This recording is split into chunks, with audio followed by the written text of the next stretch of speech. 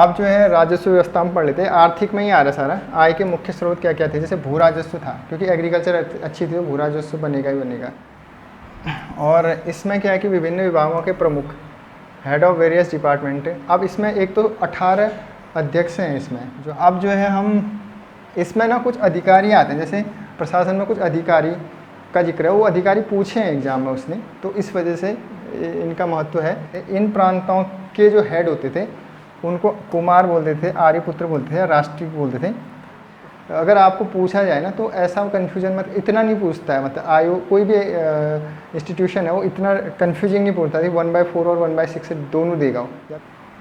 अब जो एक मौर्यकालीन प्रशासन जो है, प्रशासन के बारे में पढ़ लेते हैं। प्रथम केंद्रीकृत प्रशासन था। केंद्रीकृत मतलब जैसे राज्य हैं, राज्यों पर केंद्र का नियंत्रण रहेगा। एक जैसे व्यवस्था आज के टाइम की है उस हद तक, मतलब पूरी की पूरी तो नहीं कह सकते, लेकिन एक केंद्रीकृत सिस्टम था, सेंट्रलाइज्ड था, मतलब पावर जो थी। जैसे कि अगर वो इंटरफेयर करना चाहे किसी स्टेट में तो कर सकता है, उसका इतना अधिकार था। और केंद्रीय प्रशासन था इसमें जो है राजा जो था वो सेंट्रल राजा मतलब मेन था। उसके बाद 5 प्रांत थे। इन प्रांतों के जो हेड होते थे उनको कुमार बोलते थे, आर्यपुत्र बोलते थे या राष्ट्रीय बोलते थे। उसके नीचे मंडल होते थे। मंडल व्यवस्था, मंडल में होता है प्रादेशिक होता है। मंडल मतलब कुछ जिलों से मिलकर मंडल बना था। और विषय या आहार, ये जिले को बोलते थे। जिला जो होता था वो विषय या आहार होता था, इसको आहारपति या विषयपति बोलते थे। और सबसे छोटी इकाई जो थी वो ग्राम थी। इसके अध्यक्ष को ग्रामीणी बोलते हैं, जैसे आज प्रधान या मुखिया या सरपंच बोलते हैं, उस तरीके से। अब जो है हम इसमें ना कुछ अधिकारी आते हैं। जैसे प्रशासन में कुछ अधिकारी का जिक्र है, वो अधिकारी पूछे हैं एग्जाम में उसने, तो इस वजह से इनका महत्व है। अधिकारी या तीर्थ भी इनको बोलते थे, चीफ ऑफिसर और तीर्था जिनको बोला जाता था। तो मुख्य अधिकारी जो था इसमें वो तीर्थ या महापात्र, जैसे तीर्थ या महापात्र इसको बोलते हैं मुख्य अधिकारी को। इनकी संख्या 18 थी। अगर कभी इतना ही भी पूछ लेता वो तीर्थों की संख्या कितनी थी, अब आपका दिमाग क्लिक करना चाहिए कि कहाँ से वो तीर्थ है और कितनी संख्या थी। तो संख्या में विशेष ध्यान दें। संख्या अब 18 है तो सबका तो नहीं, कुछ कुछ इम्पोर्टेंट हैं उनका इधर पर मैंने जिक्र किया है। जैसे मंत्री है, ये इसको प्रधानमंत्री भी इसी को बोलते थे। जैसे चाणक्य थे।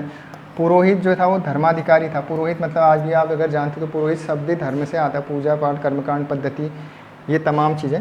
युवराज जो था वो राजा का उत्तराधिकारी, ये भी आसानी लग रहा होगा आपको। एक ये बड़ा इंपॉर्टेंट है, ये बहुत सारे एग्जाम पूछते हैं, इसको पूछा है।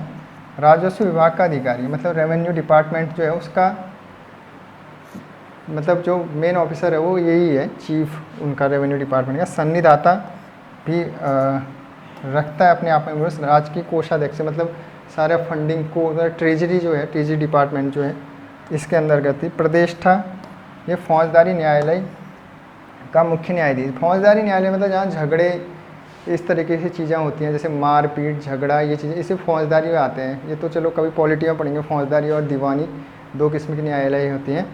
तो मतलब सीधे सीधे समझो कि जो न्यायालय है मतलब जुडिशरी जो कोर्ट है, कोर्ट का मुख्य न्यायाधीश होता था ये।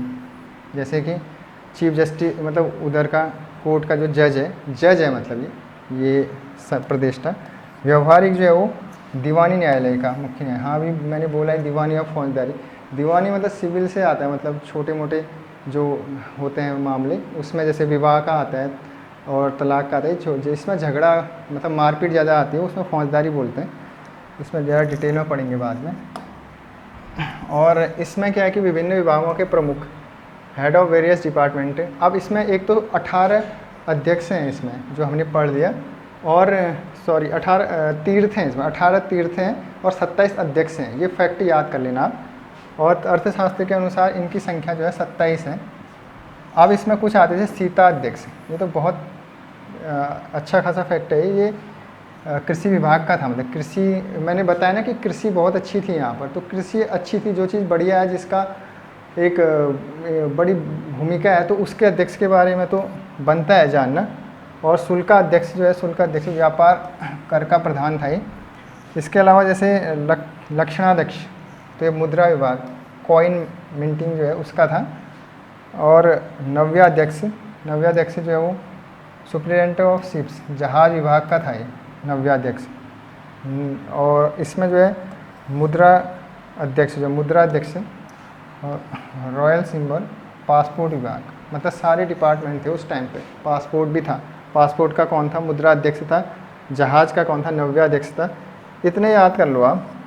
और शुल्काध्यक्ष जो है वो व्यापारिक कर का प्रधान था ये, मतलब कि टोल का, मतलब सुप्रिटेंडेंट ऑफ टोल्स। और ये सीता अध्यक्ष तो वो कृषि का था। अब जो है राजस्व व्यवस्था में पढ़ लेते हैं। आर्थिक में ही आ रहा सारा। आय के मुख्य स्रोत क्या क्या थे, जैसे भू राजस्व था, क्योंकि एग्रीकल्चर अच्छी थी तो भू राजस्व बनेगा ही बनेगा, रेवेन्यू था। अब ये सीता जो थी वो सरकारी भूमि थी, मतलब जो गवर्नमेंट की जो लैंड होती थी उसको सीता बोला जाता था। और भाग जो था वो निजी था, मतलब भाग जो था मतलब प्राइवेट प्रॉपर्टी जो थी, अपनी व्यक्तिगत संपत्ति। अदेव मात्रक जो था बिना वर्षा की अच्छी खेती, मतलब ये ऐसी ज़मीन थी कि जिसमें अगर बारिश भी नहीं हो रही है, मतलब उससे भी बिना बारिश के भी अच्छी खेती हो। ज़्यादा इसका ये बड़ी अच्छी लैंड रही होगी, ज़्यादा इसमें मेहनत नहीं भी करते होंगे तो आती होगी इसमें, मतलब बारिश नहीं भी हो रही है, मतलब अगर मौसम का मिजाज कुछ भी रहे तो ये एग्रीकल्चर के लिए ज़्यादा उत्पादक रहती होगी, तो और अच्छी फ़ायदेमंद रहती होगी राज्य के लिए। Good farming without rain. अब भूमि कर के बारे में, उत्पादन का छठा हिस्सा, मतलब 1/6 कौटिल्य के अनुसार, और 1/4 जो है वो मेगास्थनीज की इंडिका के अनुसार। लेकिन 1/6 अगर आपको पूछा जाए ना तो ऐसा कन्फ्यूजन मत, इतना नहीं पूछता है, मतलब आयोग कोई भी इंस्टीट्यूशन है वो इतना कन्फ्यूजिंग नहीं पूछता है 1/4 और 1/6 दोनों देगा, या तो 1/4 देगा तो 1/6 होगा ही नहीं ऑप्शन में, या 1/6 होगा। तो आप 1/6 याद कर लो। वैसे ज़्यादातर 1/6 क्योंकि इसका ज़्यादा मतलब माना जाता है, लेकिन ठीक है आप दोनों अगर याद कर लेते हो अच्छा। लेकिन 1/6 ही इसका जो उत्पादन का लिया जाता था, जो भूमि कर लिया जाता था टैक्स। बिक्री कर जो होता था, सेल टैक्स जो 10वां भाग लिया जाता है इसमें, तो चलो ठीक है। अब जो कुछ अन्य कर थे जैसे उनके नाम आते हैं, ये नाम पूछे गए हैं, बहुत एग्जाम्स में पूछे गए हैं। जैसे रज्जू है, इसको याद कर लें, ये भूमि माप है, मतलब ये और मतलब इसको एक कर भी है। और जैसे अदर टैक्सेज में आया है बलि, जो है बलि भी एक प्रकार का ये धार्मिक कर है, ब्राह्मणों को दिया जाता था ये बलि कर जो था। और विविध जो है वो चारागाह पर जो टैक्स लगता था वो है ये। और अच्छी बात ये थी कि राजा की सोच अच्छी थी, दूरदर्शी, अकाल के समय कोई टैक्स नहीं लिया जाता, ये बढ़िया है।